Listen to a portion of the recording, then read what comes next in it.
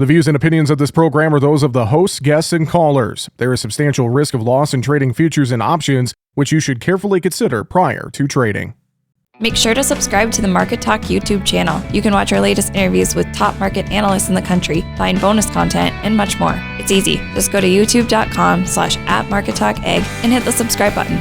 Or you can search for Market Talk Ag on YouTube. Well, we had a pretty solid day in the grain markets on Thursday, really across the board. The one exception, Chicago wheat, was kind of mixed to lower. We got a cancellation from China on the Daily Wire thrown in there, so maybe that was the catalyst, not sure. But overall, pretty positive money flow with these markets led by Kansas City wheat and the soy complex. Let's talk about Thursday's market action and get perspective here today with Brian Doherty from Total Farm Marketing. Brian, good to catch up with you again, my friend. And we broke through some 20-day moving averages in a few of these grain contracts. Funds were buyers a little bit, it looked like, on Thursday. Just kind of a decent little short covering rally really across the grain sector on the whole, across the board on the day. Yeah, and good export sales again in corn, 43.7 million bushels. That puts the year-to-date total 1.544 billion. And just to put that in perspective, last year at this time 1.206. So lower prices are creating certainly some demand in the corn market, but the current pace is a little bit ahead of what the USDA is expecting. So the idea that as the safrinha corn crop becomes a little bit more and more reliable, that our export activity may slow into a traditional time of year where it stays relatively strong in late spring, early summer. But so far, so good. So had good news on that front there. Wheat, Chicago in particular, cancellation out of China of 130 million metric tons, or 130,000. Excuse me. It's a number. It's not enough to, I would say, warrant a sell-off in the wheat market, and we saw that today. So we saw Chicago wheat a little weaker by the close, but Kansas City wheat, pretty good surge there, leading to come back today after a softer session yesterday. But nice to see green on the screen, in particular in the corn and soybean markets. Really good days today, and what appears to be funds starting to move out of the short corn position. And that's something we've been waiting to see, because really, Brian, the funds, the managed money, I mean, I've used a multitude of analogies. They've kind of just had a chokehold. They've had their foot on the throat of this market for a while now, and really it's felt like that the only way that this could ease up is when the funds decided to get out of their short positions here, and maybe, to your point, we're starting to see a little bit of that here in the corn market, Brian. For sure we are. We saw in the Commitment of Traders report on Friday that the net short fund position actually ticked lower, or in the chart ticked up. So when you chart it, you got this line that from left to right, it's just been going down and down and down, which is a negative number. That means the net contracts there net short into a record amount of territory here 2 weeks ago, and then last week we saw this turnaround. We saw, I think it was around 40,000 contracts shed last week, and there's a pretty good chance we're seeing it again this week, in particular today. And if you're a fund manager and you came into this game a little late, you've got to be getting a little nervous out there right now. Or there's just a lot of fund managers that maybe are starting to lighten up on their total positions. But the backdrop of all this is, the reality is we've made it through the March time window. Let me back up. The first notice day for March contracts that needed to be either rolled or delivered on a lot of these basis contracts. And so if farmers delivered, that's old news. If they rolled, it's something the market will have to deal with as time goes on. But if farmers weren't in these contracts and the roll's over, why would somebody who's not in these contracts want to sell corn at the end of February? They don't, and they won't. They've dug their heels in. And I think you're seeing some of that as well, where farmers selling is expected to lighten up. Frankly, it's just because of time. Farmers are heading to the fields in a bigger way earlier this year due to weather. And if you're down in the northeast of Texas or Louisiana or in those regions, you're wide open. You've been planting corn. You don't have the time to deliver right now.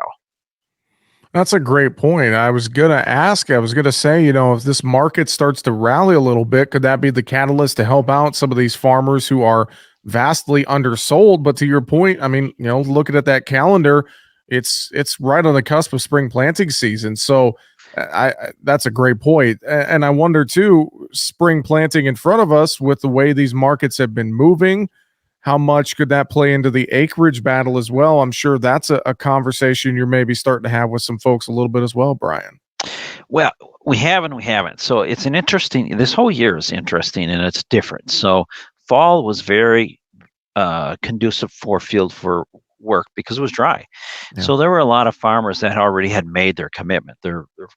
They've conditioned their fields for what they're going to do this year.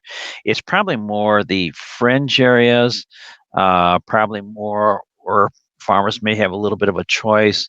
So if you look at today, if you look at the ratio of November bean futures divided by December corn futures, it's 2.46. Still signals more bean acres is what it does. So does corn have to buy some acres? 2.2 carry out, 2.1, whatever number we're throwing out there, it's north of 2.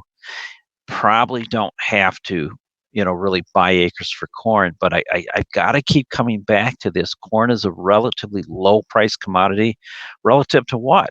Well, relative to the cost of production, relative to what it takes for farmers who grow this to make money. So it's a bargain to the end user. There's no reason why end users shouldn't be at least in some capacity covering, protecting, defending these prices. For goodness sakes, you've got the second crop, safrinha corn, to grow and harvest out of South America, and then the Northern Hemisphere, which is about 66% of the world's corn production. So there's, you can make assumptions that weather doesn't matter, or you can be realist and say, well, weather can matter a lot. And when things are pretty cheap, if I buy this stuff and use it, I better get myself, geared up to buy here, because it's a much better price than I would have dreamt 3 months ago. Well, thinking of weather, yeah. And thinking of weather as well, coming up on Friday, we got the March WASDE report from USDA.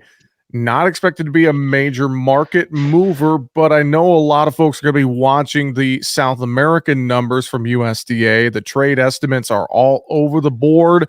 We've seen some patches of dry weather in Brazil and Argentina. So, I mean, what are you expecting to see on that WASDE report on Friday here, Brian? Right. So remember, Brazil, Argentina, but particularly Brazil, very, very large geographic regions, right? So you're going to get, during the growing season, you're going to get different variations of what's expected and what kind of survey process. And what it looks like is the USDA for the bean crop is like 156 million metric tons. And the marketplace has been kind of griping a little bit that they're too slow to react. It's really closer to some of the private estimates, under 150, or, in that window, maybe well below that. StoneX this past Friday came out with 150, I believe 151. They raised it, 151 and some change. So they raised it. So it kind of tells me that the bean crop estimates are stabilizing. Won't be the kind of crop that could have been. It'll be tighter. But weather is still really critically important. So remember, you have a very long planting season, very varied planting season. But again, it takes me full circle to corn. You got to get the beans off to get the corn in, and corn isn't a crop that's determined necessarily in the first 10 days of its life. It's a real critical 60 to 70, 80 day window ahead of the entire southern hemisphere. Very true. Safrinha corn. Yeah. You'll probably see in May, late April, May, you'll get more actual results out of Argentina production. So I wonder here with a WASDE report and a few weeks away, we got quarterly grain stocks and acreage reports as well. And, to your point about farmers heading into the field, getting ready for spring planting, I mean, realistically, risk management wise, I would have to think they got to have that plan at least working here in this window and have a plan because they're going to get busy here in the U.S. in short order, Brian. Sure. So today, as an example, a plan. Well, I had a customer today call me and said, hey, I've got some basis push here. It's kind of attractive. So tells me farmers aren't really aggressively selling. So he moved some corn today on some basis improvement. and has an interest in retained ownership. But so the reason I bring this up is because the markets are dynamic and always moving. And right now, we're probably going to see, as farmers concentrate elsewhere, probably going to first see the heavy lifting in the basis, and then the short covering if it occurs in the managed money. And I think we're seeing both of that. Here's the only setback: farmers should probably have price orders above the market, because there's still an army of farmers out there who need to sell this record crop of last year. And so cumulatively, not every farmer, but cumulatively, it was a record corn production year. That's a lot of bushels that still need to be sold and make it to market. And unfortunately, when I say an army, that means there's a lot of people out there have an interest to sell 10, 20, 30, 50,000 bushels of corn on a price rally, and then multiply that by hundreds or thousands. It's initially going to keep your rally potential in check. So part of that risk management is making sure that you reward the market when it rallies, and set some target points and let those get scooped up. Don't get bullish when we've got this much carryout projected, when you have kind of a bird in hand and it's getting later in the season.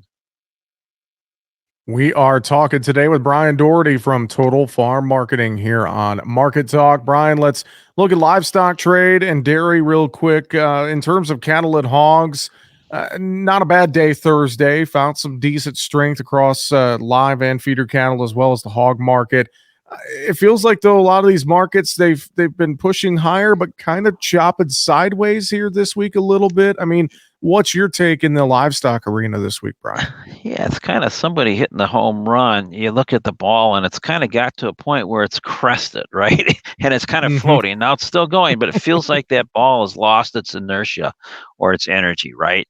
And that's kind of a silly analogy, but that's really, if you look at the cattle chart, on the live cattle chart, that's really kind of what you're seeing. You had kind of this hit when the bottom was in, and up and up and up, and now it's sort of peaking out here. So the question is it just stalling before it makes its next leg higher?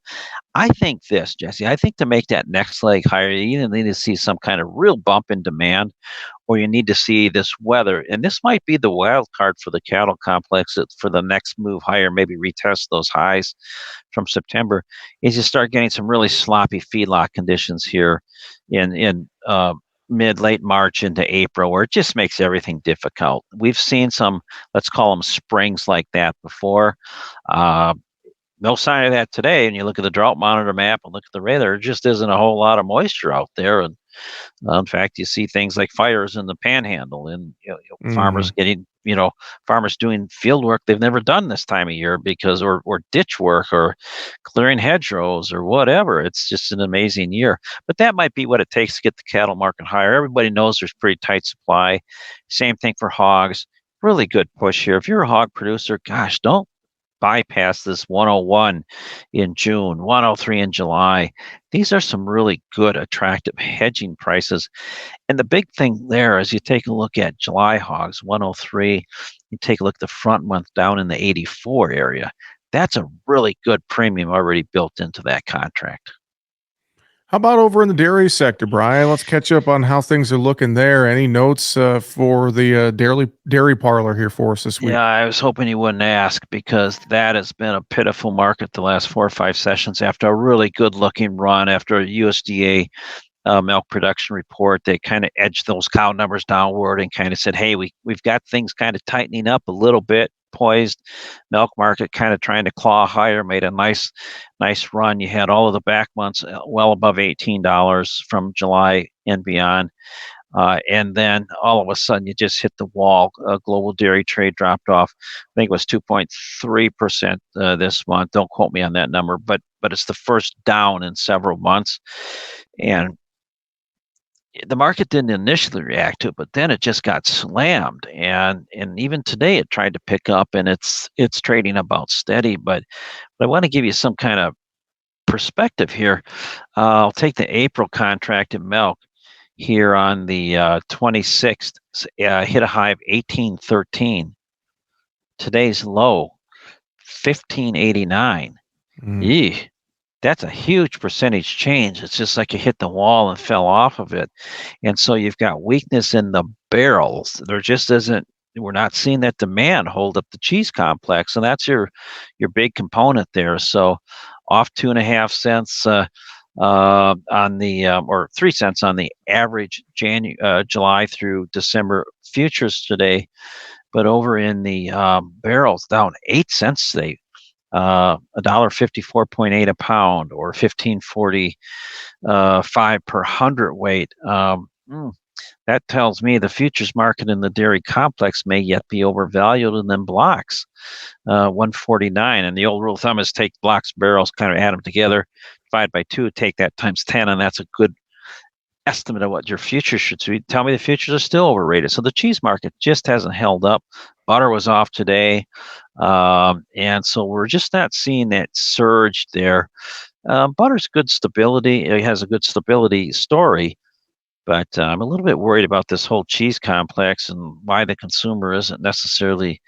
It's the same story we had in December and January. We're just not seeing strong consumption. Well, Brian, before we let you go, anything you would want to share or reiterate with folks here today as we're watching the markets heading into another WASDE report and heading into the month of March here more? Yeah, just on a quick note. So if you're a feed buyer, recognize there's a lot of uncertainty ahead, and don't fall into this trap that, well, last year, weather couldn't get any worse and we still had record crops. There's timely rains, all of those things we can talk about over and over. But the truth of the matter is, in fact, just talking to a farmer yesterday, I was out in presentation in Wisconsin. He said, we were really short on moisture, but he said we just had the right amount of moisture at the right time. And he reiterated what another farmer told me. He said, I only really need 4 moisture events. And he goes, I got all 4 right on schedule last year. So they were really happy with the yield. End users should take a hard look at the idea that they should ask themselves, how much cheaper do I think a corn and soybean meal market can get that I would regret buying 25 or 50% of my feed needs for the next 6 months right here? And then my response would be, if you buy 50% and it does get lower and you have regret, then you're going to buy more. You're just going to keep ratcheting that price down. So that makes a lot of sense to me. Brian, if folks have questions, want to reach out to you and the team there at Total Farm Marketing for advice, I know a lot of different ways to get in touch. How can they reach you, Brian? Yeah, the 3 that we like, and in the order that I like, are just give us a phone call, 800-334-9779. So that's a quick phone call. Tell us your situation or talk to me, and I'm a good listener.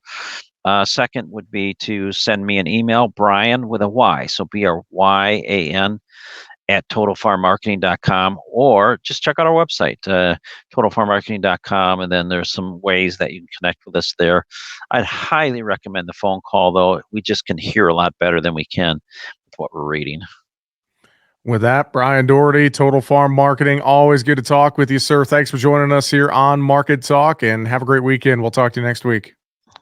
Jesse, thank you again for the opportunity. My pleasure, and good luck to everybody this spring. That's Brian Doherty there with Total Farm Marketing. That's going to do it for Market Talk. I'm Jesse Allen. Have a great rest of your day.